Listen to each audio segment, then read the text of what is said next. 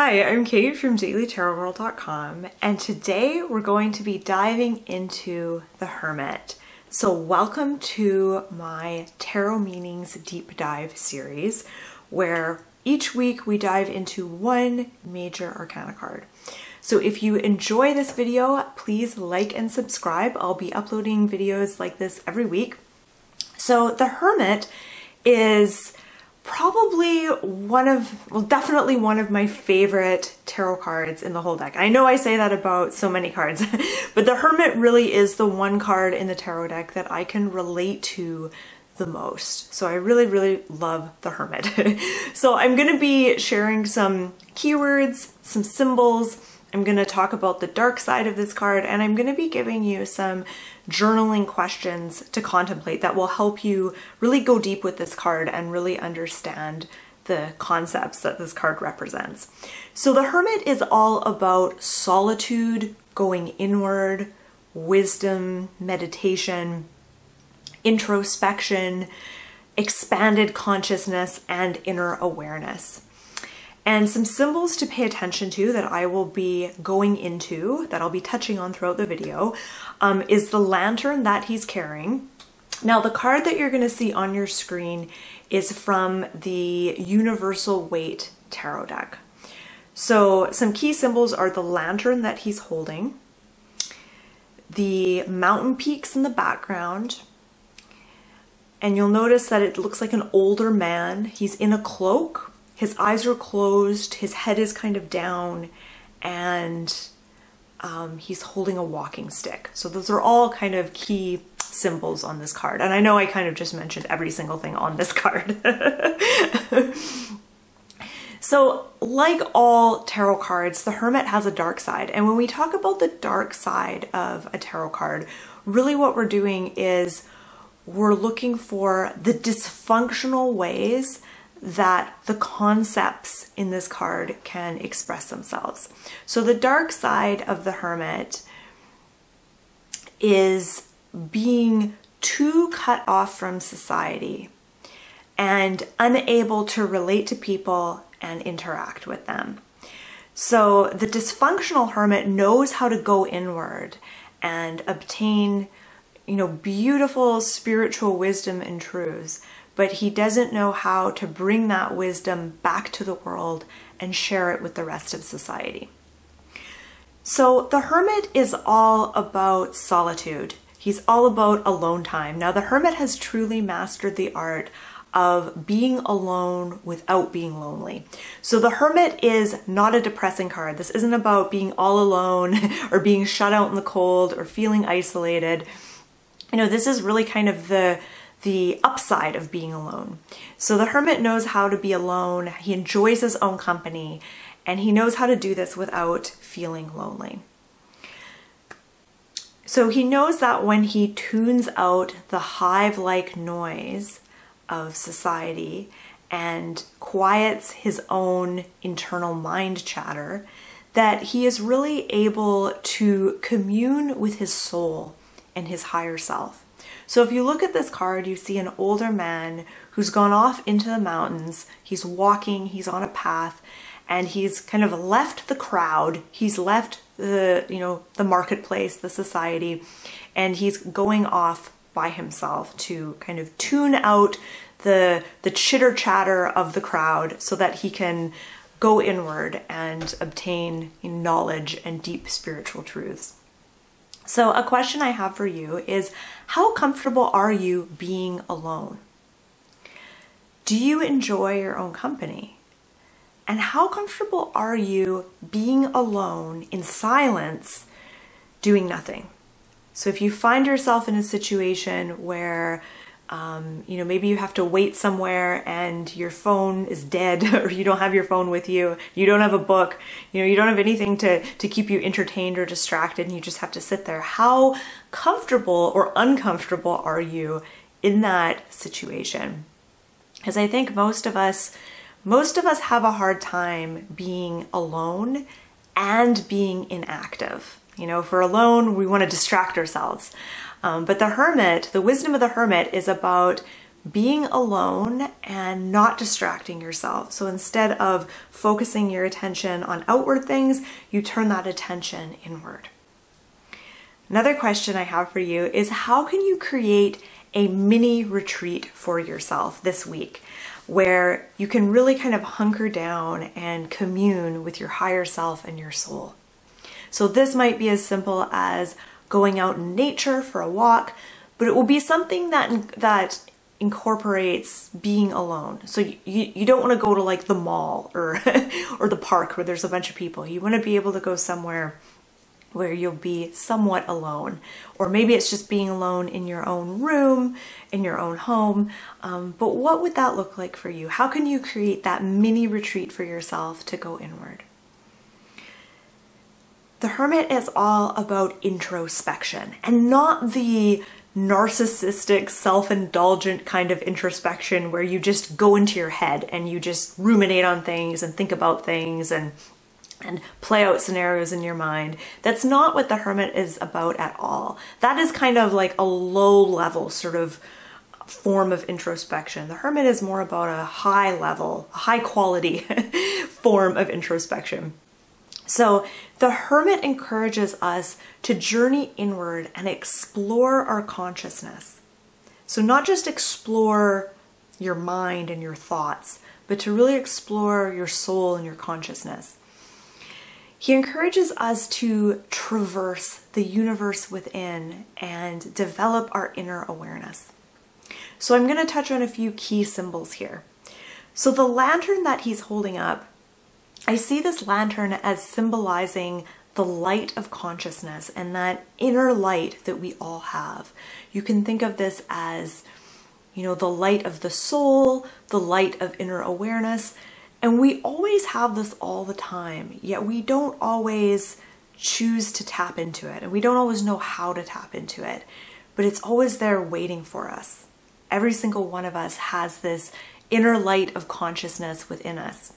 So I see the lantern as kind of representing that. And once we're able to tap into that inner consciousness, we kind of act as a way shower for others. I often see the Hermit as a way shower. You know, he's walking this path of solitude out into the wilderness.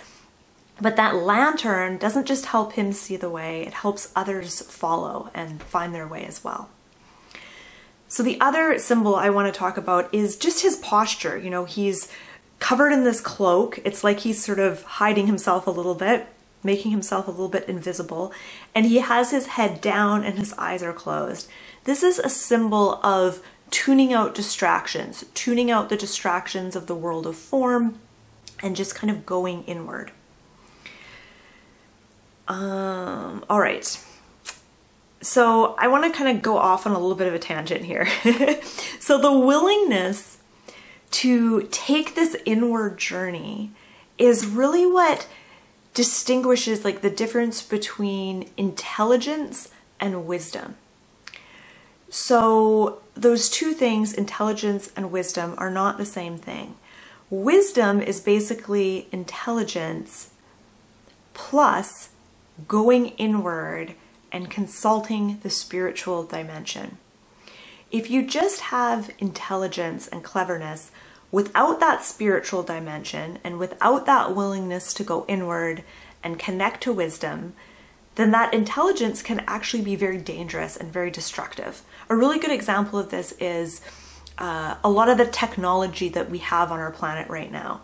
In order to invent that technology and create it, that takes an enormous amount of intelligence and cleverness and, being smart. It takes a lot of intelligence to create that kind of technology, but a lot of the technology is created without wisdom. So without getting a sense of the bigger picture and how these technologies are going to affect everyone as a whole. And, whether or not these technologies are going to be sustainable. Do these technologies destroy the environment around us and the people around us? Or are they sustainable? These are all important questions. And if you create technologies and ways of life that are disconnected from wisdom and disconnected from the spiritual dimension, it can be very destructive and very damaging. And even just a person who's very intelligent and clever, they may not even have bad intentions, but if they're disconnected from themselves and their spiritual dimension and their wisdom, and they don't incorporate wisdom into the decisions they make and the actions they take and the things they do, they can be very destructive, even if they don't mean to be. All right, so what happens when we go inward? What do we find when we go inward? What helps you become more aware of your inner reality? And your inner reality is composed of your thoughts, it's composed of your feelings, your emotions, but also your energy and your consciousness and your soul and your awareness. So what kinds of things helps you become more aware of your inner reality? And sometimes it's also easier to ask the question, what gets in the way of me coming into contact with this inner reality? Because I think that in our modern society, there are so many distractions and there's so much emphasis placed on things outside of us. There's so many good shows to watch and movies to watch and things to do, people to see. It's very easy to focus all of our energy into the outer realms. And there's nothing wrong with focusing your energy on some of those things. But if you never go inward and connect with yourself, that's where the problem, occurs. You need to have a bit of a balance. So, my other question for you is, do you make introspection a priority, or does life always get in the way? So I noticed this myself, I'll set the intention to meditate regularly. Recently I set the intention to meditate for an hour a day, every day. And, immediately I was able to do it for like 3 days, and then, life got in the way. It didn't happen every single day. So it is really easy, even if you make going inward a priority, it's easy for other things to kind of compete for your attention. But going back to the original question I asked you, what helps you connect with your inner self? I've recently discovered these really cool meditation tapes, or I should say audio. They're not actually physically tapes. So I don't know if you've ever heard of Hermit, but Hermit is a company that does these meditations and music, and this isn't an ad. I'm not an affiliate or anything like that. I just recently discovered this company, and I've been having a lot of success with their music and their programs.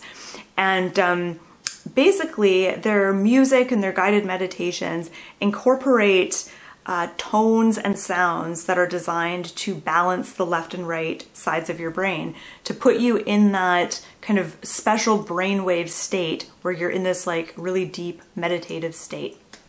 You can go on these really amazing meditative journeys and really, explore your inner dimensions.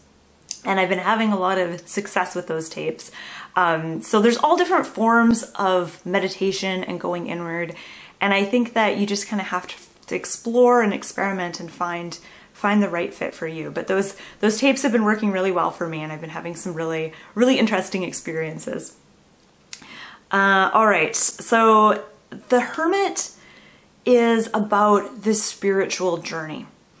So the Hermit reminds us to contemplate our spiritual journey and our physical journey, so our life path, and to make them intersect. So discovering how you can express your spiritual path and your spiritual gifts through your physical life is the key here. That is what the Hermit really represents. So for example, part of my spiritual path is to bring more joy and lightness and playfulness to the planet.